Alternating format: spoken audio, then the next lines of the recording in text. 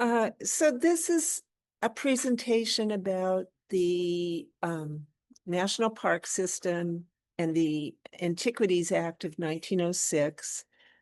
The national parks were set up by U.S. Grant, President Grant, General Grant, and the first park was actually Yellowstone, and it only became a national park because it was so large. It was in 3 different states. Prior to that, they were in a specific state. So Yellowstone became a national park in March 1st, 1872. Ulysses Grant signed the Yellowstone National Park Protection Act into law. The world's first national park was born. On the founding of Yellowstone in 1872, Congress used language in the State Park Act as a model. The Yellowstone National Park Protection Act says the headwaters of the Yellowstone River is hereby reserved and withdrawn from settlement, occupancy, or sale, and dedicated and set apart as a public park or pleasuring ground for the benefit and enjoyment of the people. In an era of expansion, the federal government had the foresight to set aside land deemed too valuable in natural wonders to develop. The National Park Service Organic Act was passed by Congress and approved by President Woodrow Wilson on August 25th, 1916. So this is what created the national parks, and it's kind of the old thing of location, location, location. Yosemite and Hot Springs, Arkansas were both smaller and contained in one state, so they were able to just become managed by that state. Under federal protection, the park flourished, and Congress added early parks to the Park Service and later added many more. So here are some Detroits of Yellowstone and all the activity of the geysers and below the surface images. And these images are really what helped create Yellowstone as a national park. The pictures that Jackson took of them were really in black and white because it was prior to the whole formation of the Detroit Publishing Company. And Hayden expedition, of which Jackson was a part of, influenced the creating of Yellowstone National Park. And this is a painting by Thomas Moran from the National Park Service.gov website. I don't know if I was an Easterner who saw this, I surely would want to preserve it because it's breathtaking. So there were 9 Hayden USGS expeditions, and each had one specialist, the geologist Hayden, who was in charge of the expeditions, painter Moran, artist whose name I forgot, and the photographer William Henry Jackson.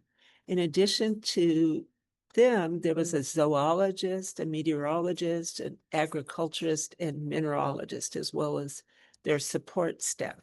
And the man on the left is Ferdinand Hayden in 1872. And the center picture is pretty much the whole team. And then the one to the right is just some of the other people, including Jackson, in this illustration.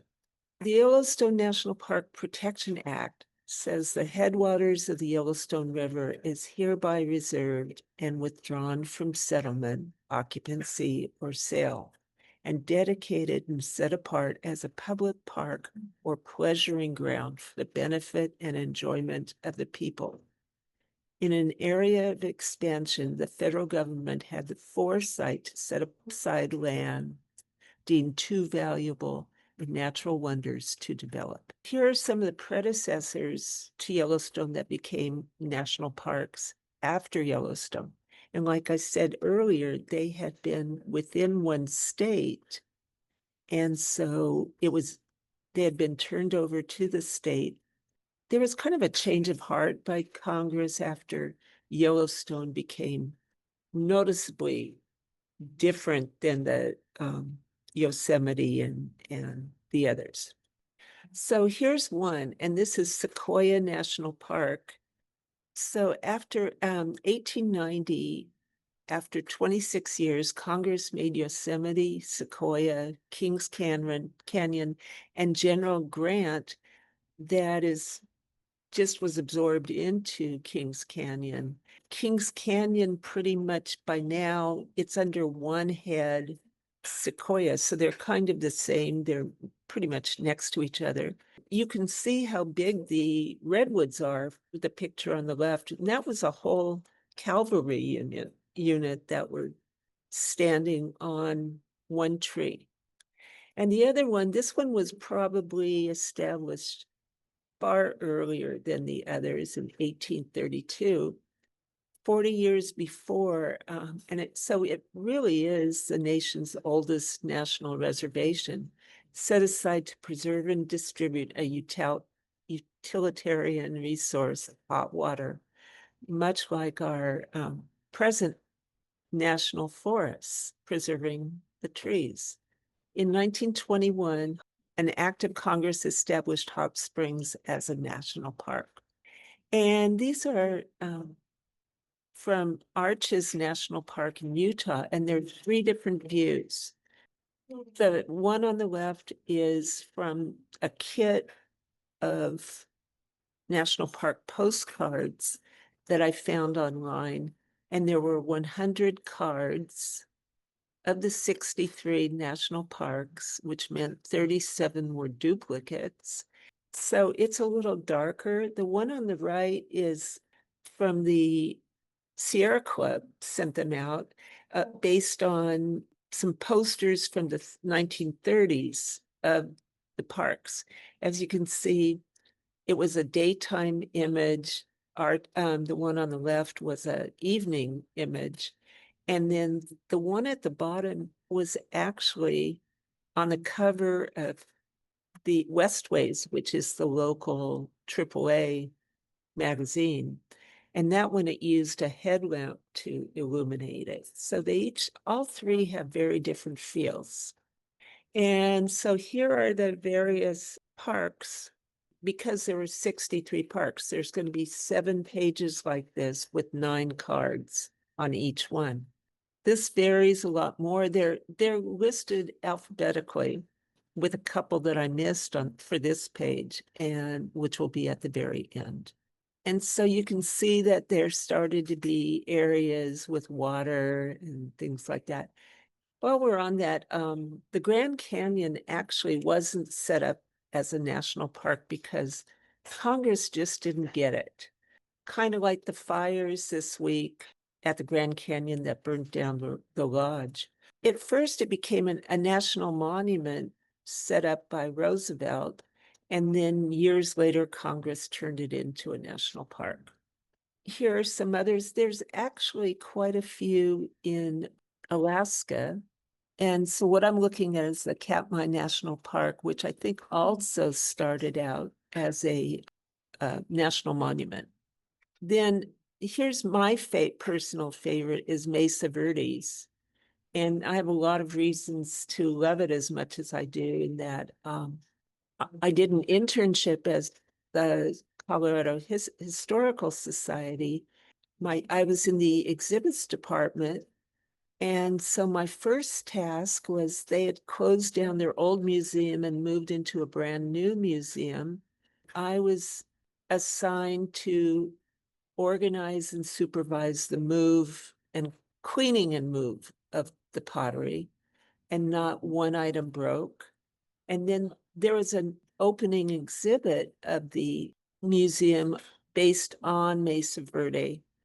And I was the one who selected the images. And the images were in at that time, they called it the William Henry Jackson glass plate negative collection, but it later just became the Detroit Publishing Company gloss negative collection.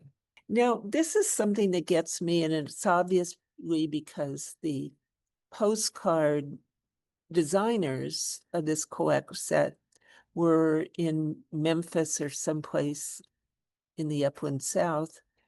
And so it's hard to differentiate between Redwood National Park in the image and Sequoia National Park, which is directly below it. So it's just commemorating the big trees. Redwood National Park is up in northern California, south of Eureka. It's that far north. And Sequoia is in kind of mid-state Eastern California. The sequoias are among the oldest trees there are on Earth. And so they really are. I haven't gone to Sequoia yet. I've been to Redwood National Park, and they really are spectacular. And some of the others are Shenandoah, which is in, I believe, West Virginia, the Virgin Islands, someplace that I think we tend to forget is still a part of the United States. And another one with this beautiful stag up on the rocks is Rocky Mountain National Park, and that's probably one of the most visited parks. The one wrangle in the middle with all the snow on a building, that's actually in Alaska. And then Yellowstone, that to me is a nice postcard because you have the bison in the front and then the geysers in the back. So people can see that there's all this stuff going on. And then at the bottom, the two that are out of order, which are Carlsbad Caverns and Congaree National Park. So because we're working on the Yellowstone was our lead into it. F.J. Haynes was a contemporary of Jackson's, whereas Jackson was the first to photograph the park. Haynes claims to be the first to photograph it at night. He later got all the photo concessions for the park. And around that time, and they had been very good friends, Haynes and Jackson. And then all of a sudden, it was like there was a change of heart, and Haynes came out with his own series of postcards rather than the Detroit's. These are some images. As you can see, they in no way compare to the Detroit's. They're, if you had a magnifier or they were projected individually on the page, you would see all the dots and how, in a lot of ways, they're just not sharp, at least to my eye. So now we're moving into the Antiquities Act of 1906, and it was signed by Theodore Roosevelt on June 8th, 1906, and it's an act of preservation of American antiquities. It's part of the National Register of Historic Places, and it includes archaeological sites. The sites, though, are created by the president, and whereas the national parks are created by Congress. It protects objects of historical or scientific interest that sit on federal lands, falls under same rules, laws, and policies as govern other units of the National Park Service. So they must have historical or scientific importance, must be on federally owned land, maybe a building or site within a park. And one of the examples of that would be Hot Springs, Arkansas, where the block of hot baths, of the baths is a monument or an historic site. Nixon, Reagan, and George H.W. Bush enlarged the national monuments. Obama created more monuments than any other president of 29. And George W. Bush created many of the marine monuments. But rather than creating new monuments, on April 26th, 2017, Trump signed Executive Order 13792, directing a review of the law since 1996 and its uses. And the reason why it was since 1996 is that Clinton had created a large monument that Trump thought was too large, and he wanted to sell off rights, mineral and other rights to the monument. And then he also didn't like the marine sites. A couple in Massachusetts that Trump wanted to give back to the fishing fleets. He met with opposition, and actually the fishing fleets kind of sued. And for the park that Trump wanted to sell off the mineral rights, that was actually the Native Americans there sued and got a stay against that. So the park is still in use. And I think partially it was rather, he just wanted to get back at these other people. So the first structure or site of the National Monument was 3 months after the creation of the act. And this is Devil's Tower in Wyoming, near Sundance, Wyoming, west of Black Hills, South Dakota.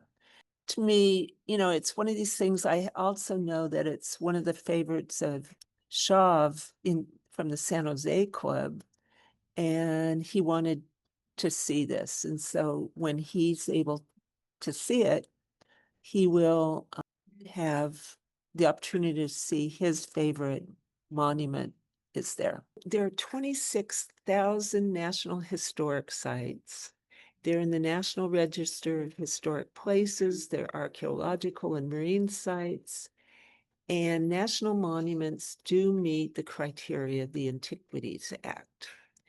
And here in San Diego, there are various historic sites, but the closest to a national park we have is Cabrillo National Monument out in Point Loma, where it's the old lighthouse is there.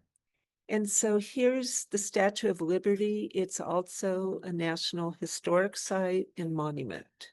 Later on, Ellis Island was merged into the same site. I just want to mention some of the other sites. For one, another site here that was a historic site was the ferry boat Ramona. It was very popular because the novel was so popular. And those of you who had seen my presentation on Ramona would know how popular it was. But there was more important than its name was the fact that it was the first ferry boat to use electricity rather than oil lights. So it's much safer. And also the top of the area where later on cars would go into, but at that time carts, because it was built in 1903, it had, so that way hay wagons could be brought on board.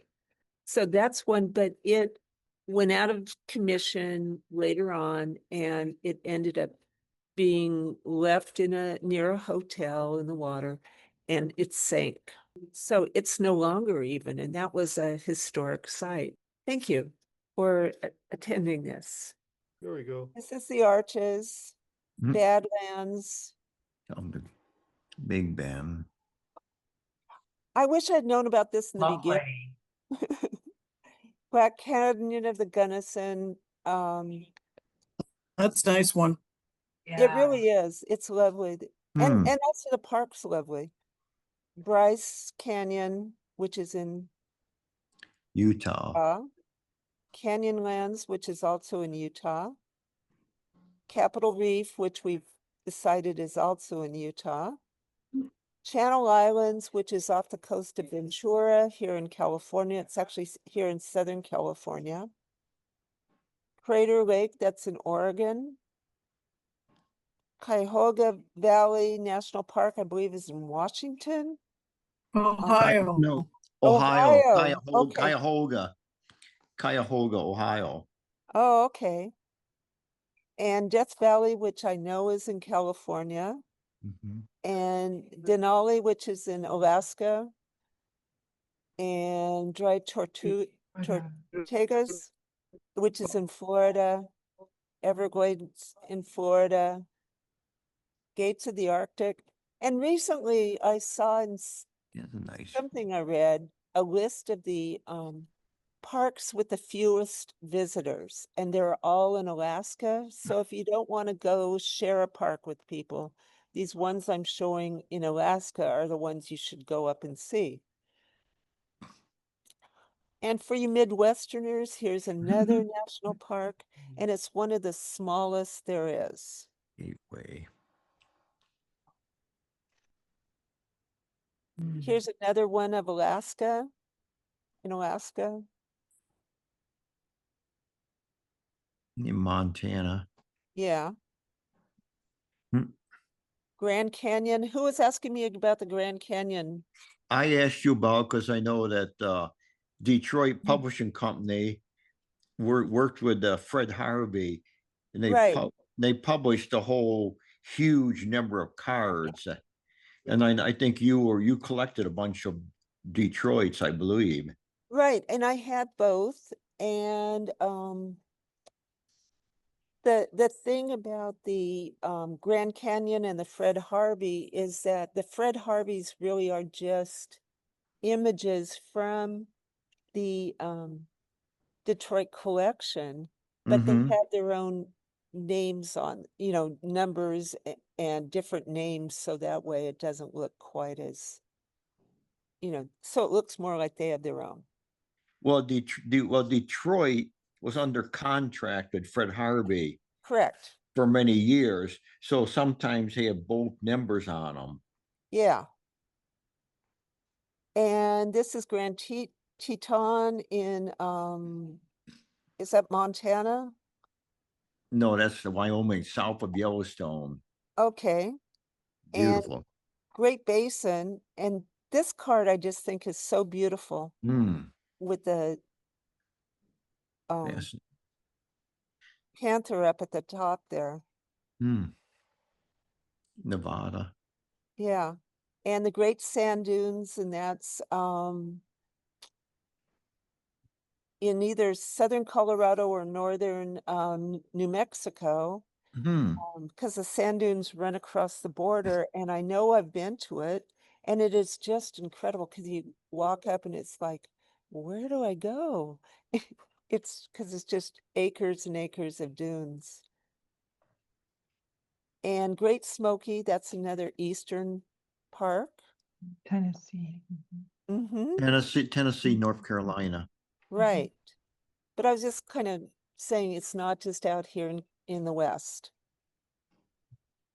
Guadalupe Mountains, and I think this one is it Texas? Texas.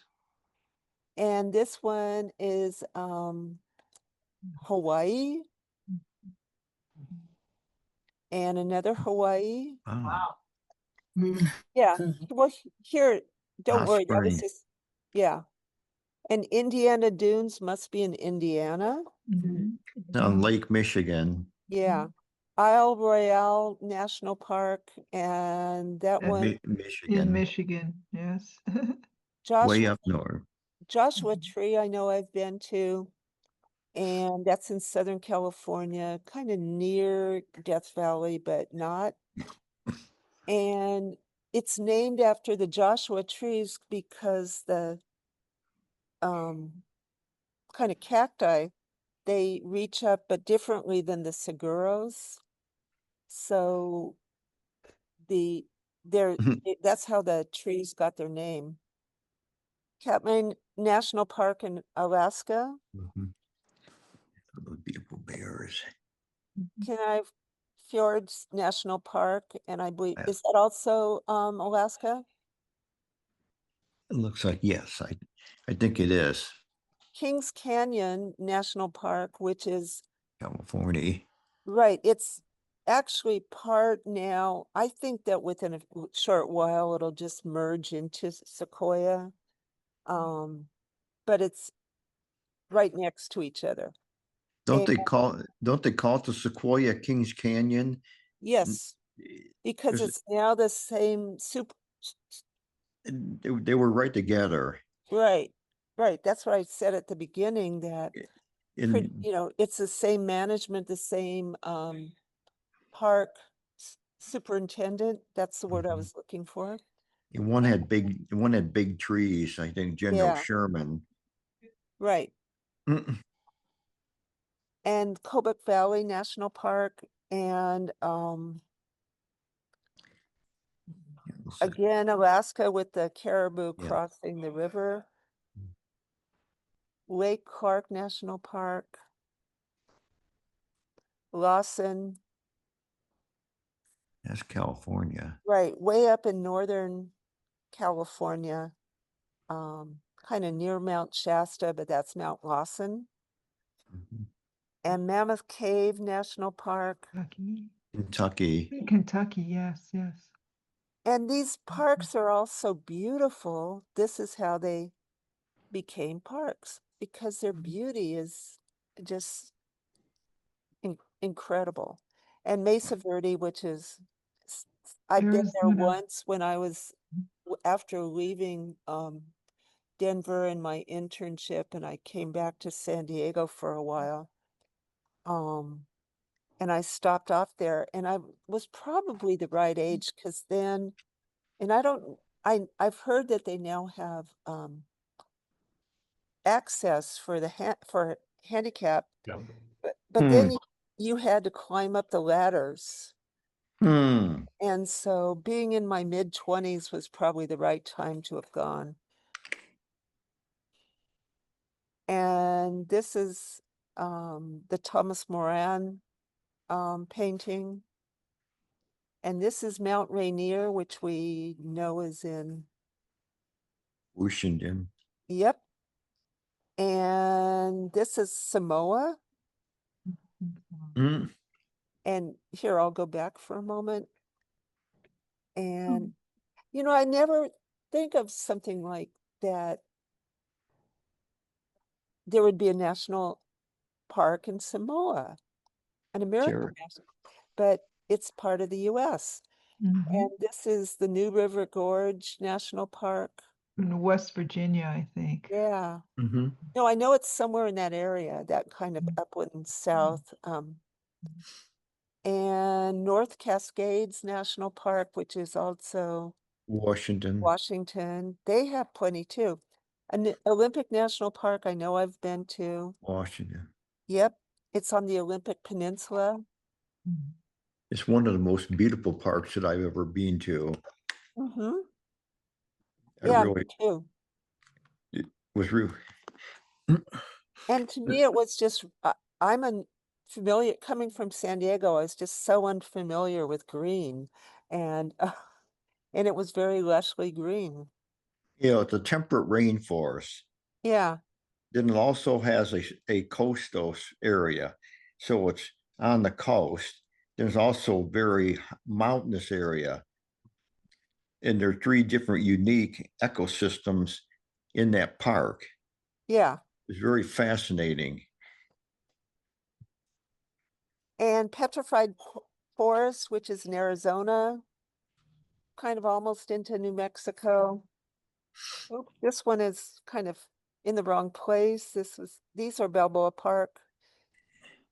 That's an old Detroit. That was nice. These are old Detroits, and these were actually, Balboa Park is actually a National Historic Site.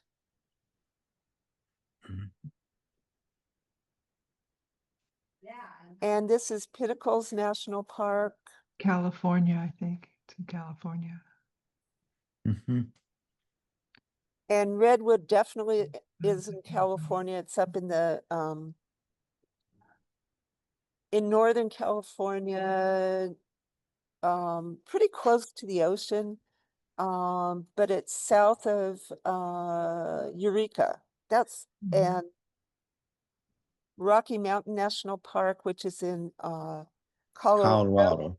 Mhm. And it's on that, I mean, they're all so beautiful. All the ones I've been to, I'm just kind of like, oh, gorgeous, gorgeous, gorgeous, Mhm. gorgeous. And Sagaro, this is the one I was saying, Saguaro. is in Tucson or just outside of Tucson. And the cactus reach up also, but very differently that at 29 Palms. Or a Joshua Tree, I should say. And this is another historical site, and it's the Hotel del Coronado. The ferry ship Ramona is another historical site. And for those of you who saw my Ramona talk, it carries throughout. So here's a Yellowstone, Yellowstone, Yellowstone, Sequoia. Mhm. And the Shenandoah Valley, which is, help That's me, in Virginia. That's in Virginia. yeah.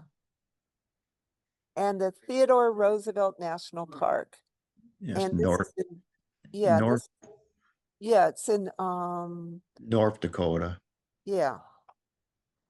And Roosevelt really, that's why he created the, or helped create the Antiquities Act of 1906, is because of his love for the outdoors. In fact, Roosevelt was a good friend of, You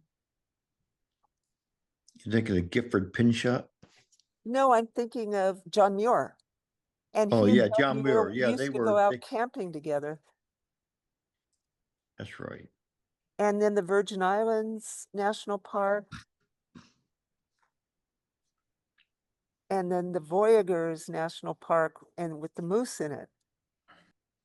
And Mm. White Sands, and I think White Sands is the one in New Mexico, and the other one was in Colorado.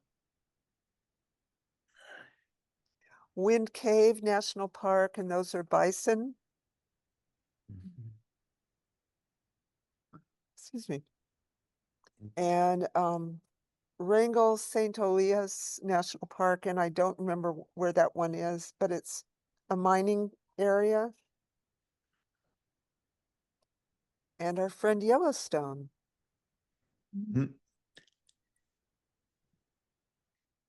They look like Jewish brochure covers. And Yosemite.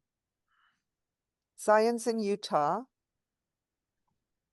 Beautiful. And Yosemite,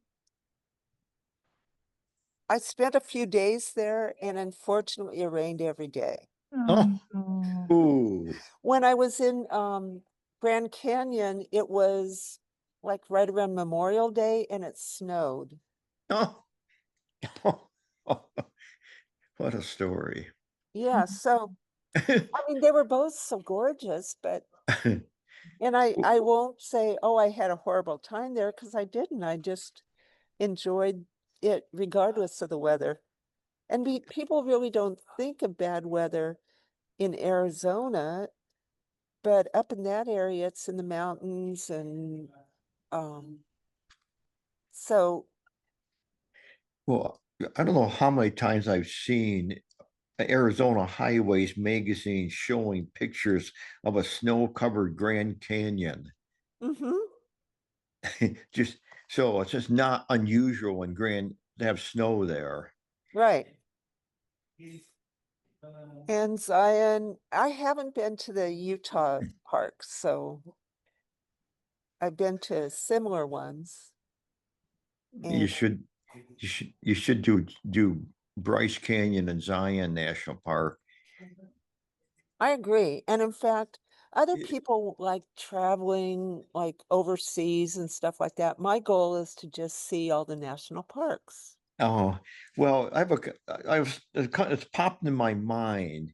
Besides all these beautiful so-called the real national parks, the National Park Service understands its jurisdiction over like Gettysburg National Military Park and several of those various like Harper's Ferry. They're all there's a they have a huge umbrella of areas in the east, particularly many historic sites. I think Saratoga National is a national park, the battlefield that was a famous Revolutionary War battle. And There, so when not you to think, interrupt you, Fred, but I just want to say that's where the Antiquities Act got all yeah, these additional parks because yes. they were of historical importance. And so it's a combination of really beautiful areas and very significant historical. I even think Independence in Philadelphia is now under National Park Service, the It Liberty is. Bell. It is. As are the various monuments to the presidents Hmm. in Washington, D.C. It's a very significant agency in its jurisdiction. Mm-hmm. And a friend of mine at one time worked at Steamtown in Scranton, Pennsylvania. So he got a bit experience working in the National Park Service for a while.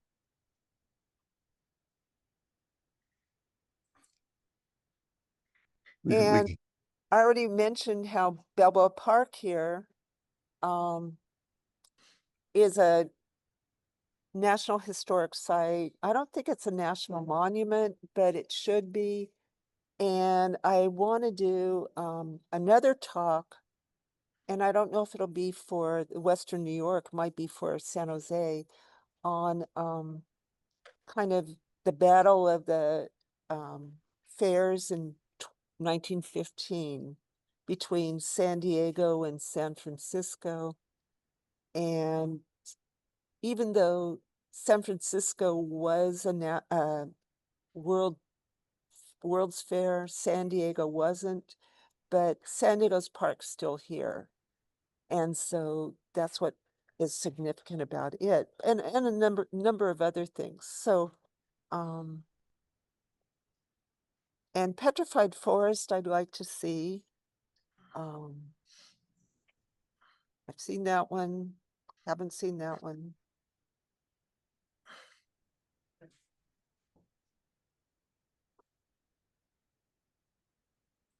And if you ever have a chance to be in the Four Corners region of, that would be between Utah, Colorado, New Mexico, and Arizona. Mesa Verde's in Colorado, but it would be worth your while to go to Mesa Verde. It is just, Mhm. to me, incredible. These buildings, structures were built into the walls of the canyon in 900 to 1200, 1300 AD. And then they just disappeared, and they may have just morphed into being Navajo because the Navajo called them the ancient ones. And so that it could be that way. I don't know. And these structures in front of it are, oh, here, you can't see my finger, are what are called kivas, and they're ceremonial places. I don't really know. And at the time I was working on it, the project, they didn't know what they were for. Mm. Mm. That's a beautiful illustration. Isn't it beautiful? I mean, I just want to sit here and stare at it. Yeah, it's absolutely gorgeous. Mm. And And most of them Wilson, are beautiful. Most of them are very well done. Hmm. yeah. Some of them Doesn't it really make you stand just out want to though. go and tour all the national parks and you don't even live here, Jerry? That's right. So maybe you should get a pass, Amtrak pass and just tour the parks. Do they have an Amtrak park tour? Yeah, they do. Really? You can always become part of Rhodes Scholar. They offer trips to many parks. Yeah, they do. And Not all parks are accessible by train. no, but what they'll do is they'll then have buses to the Okay, so they aren't. bus in. Okay. Because I'm taking Amtrak to go to visit some friends this weekend, coming up weekend. And so I get all these emails from Amtrak, and I've been thinking about going just to Sequoia by Amtrak and Kings Canyon. And so you get off and then they'll bus you from the train line to the park. They'll bus you in. And so it's actually, to me, very enticing. And they also have a trip to Death Valley. So, it takes longer than driving, but it's also, you could just sit back and relax. Well, more fun. It's always Yeah. it's always an adventure to ride Amtrak. Yeah. Adventure or challenge? It's an adventure. Oh. Just, Oh. I'm just saying, I've taken Amtrak enough to know that always the unexpected seems to happen. So I guess you like trains. If you like trains, I then love trains. I love then it. We're gonna have a it- new train it- here next year. We have a new it's- train starting up. it's I worth love them. it's worth doing if you like trains. If Oh, yeah. you have to bear in mind that Amtrak is kind of like some third world rail system. Yeah, well, we got one too. It's called Via. Oh, you got one? Yeah, Velvia's kind of like that too. Yeah, kind of, yeah. But we're getting a new railway next year in Ontario. Oh, you are. Oh, It's gonna yeah? be up there. Well, we've had the railway all along, but they discontinued passenger service. But they are reviving it next year, so 2026. I don't know when. Well, But it seems like a exciting. lot of these places that have gotten rid of their passenger lines are, kind of coming back because of the problems with flying and all that other stuff. So I think we're going to have a different way of looking at trains very quickly, Fred. I know. I take the train. I'm taking a train regularly. I actually took the train from from Chicago down to New Orleans. That's an experience in itself, going down through the Mississippi Delta. It's Mhm. that's actually kind of an interesting trip. I once took a train all the way out across the country to out the old once upon a time a train went from the east of Las Vegas. Yeah. I took that train and got off, and then they met a group. We toured Zion and Bryce and North Rim. That was many years ago. Then there's always a Lakeshore Limited for people that live in the east. I've taken that quite a number of times. So you've really, you had been quite a train traveler.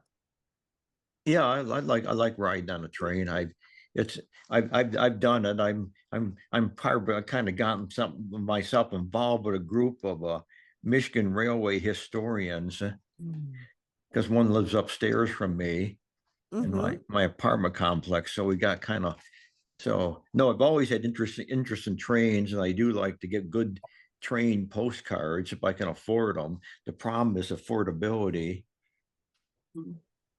And you can just ask, maybe someone else here in the group likes to collect cards of railway related So cards. what I found about that is that at shows, I was just collecting Detroit's. But what they do is they would, the dealers would pull the trains and pull the Native Americans out of the general Detroits. And so you had to search through because they could get more for trains and for Native Americans than they can a regular Detroit postcard. Yeah. Well, I once had a huge collection of Detroit's, and I pretty much divested myself of it. and I got the most money out of blacks and Native Americans. They brought in good, good money. Yeah, I don't, if they're, I don't know if I really want it. I kind of, oddly enough, the person that brought all the blacks was a person I met who was a black person himself. And he told me he loved all those cards because he collected stereotypic views of how blacks were depicted in our country at one time. It's did you used to watch History Detectives just on it's PBS? no, I And I'm asking that because they send people to, say, a collector show or a swap meet or whatever, and that they would the things that were the most costly and surprisingly were Native American memorabilia and products. So that's where I knew that that stuff was the most valuable. Thank you very much. Hmm. I'm glad we could see the postcards. Mhm. Yeah, these are beautiful. Thank you. Wow, yeah. Mhm.